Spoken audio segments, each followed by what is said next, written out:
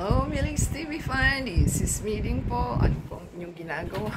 At ano po ang pinagkakabisihan ninyo? Ay po ay may share sa ating black gymno na ating cactus. O succulent. Cactus succulent po ito. So, hintayin po natin. So, confirm po tayo na cactus siya. At ang ating items ay si black gymno. Yan po ang ating sinasabi na para po makita ninyo. Kasi akala ko namatay siya. So, mayroon siyang anak.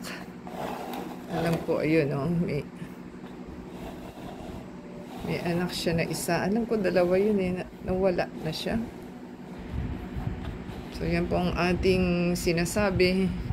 So, nag-wonder lang po ako kasi maganda po siya dahil sa gabi po ay sumasara siya, yung bulaklak niya.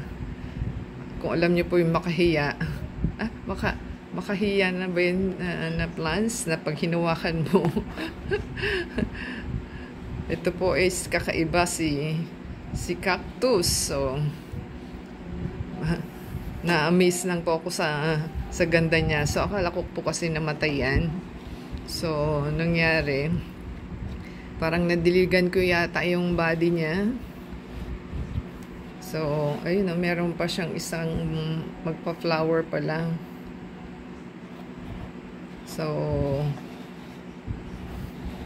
maganda yung cactus na to kasi nagbubulaklak siya. At the same time, tignan nyo po sa umaga ay the following day po makikita ninyo ang ating sinasabi. So, ayan po, umaga na at makikita ninyo at nakabuka po ang ating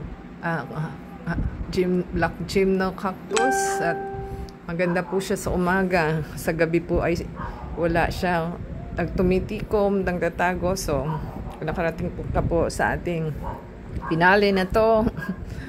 Yan po, buhay pala si black gymno. Until next time po, God bless at support our video from beginning to end and subscribe.